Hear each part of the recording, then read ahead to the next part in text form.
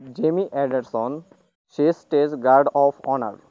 International test কেরিয়ারে সর্বমোট 704 wicket নিয়ে এখানে কেরিয়ারে ইতি টানলেন জেমস অ্যান্ডারসন। জেমস অ্যান্ডারসনের মতো আগে কেউ এমন পারফর্ম টেস্টের মধ্যে দেখাতে পারেনি। এছাড়া টেস্টের মধ্যে বিরল একটি ঘটনা রয়েছে জেমস অ্যান্ডারসনের। তিনি ওয়ানডে থেকে প্রায় 6 বছর আগে টি-20 থেকে অবসর নিয়েছিলেন।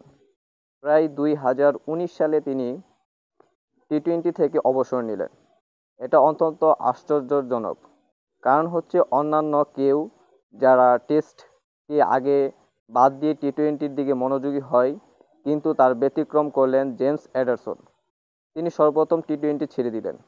এছাড়া তিনি তার টেস্টের সেরা ম্যাচগুলোর মধ্যে সেরা পারফর্মার এবং টেস্ট ইতিহাসের মধ্যে বিরল এক ঘটনার দৃষ্টান্ত সৃষ্টি করে গেলেন জেমস অ্যান্ডারসন।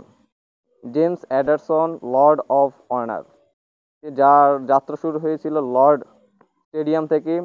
এই লর্ড স্টেডিয়ামের মধ্যেই তার সমাপ্তি করল জেমস অ্যান্ডারসনের। এছাড়া তাদের টিমের কোনো কমতি ছিল না জেমস অ্যান্ডারসনকে স্বাগতম জানাতে।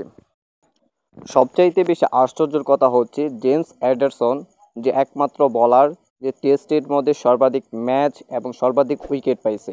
এছাড়া জেমস অ্যান্ডারসনের টেস্ট কেরিয়ার শুরু হয়েছিল এই লর্ডসের মধ্যেই, এবং লর্ডসের মধ্যেই শেষ হলো জেমস অ্যান্ডারসনের তার ক্রিকেট জার্নি।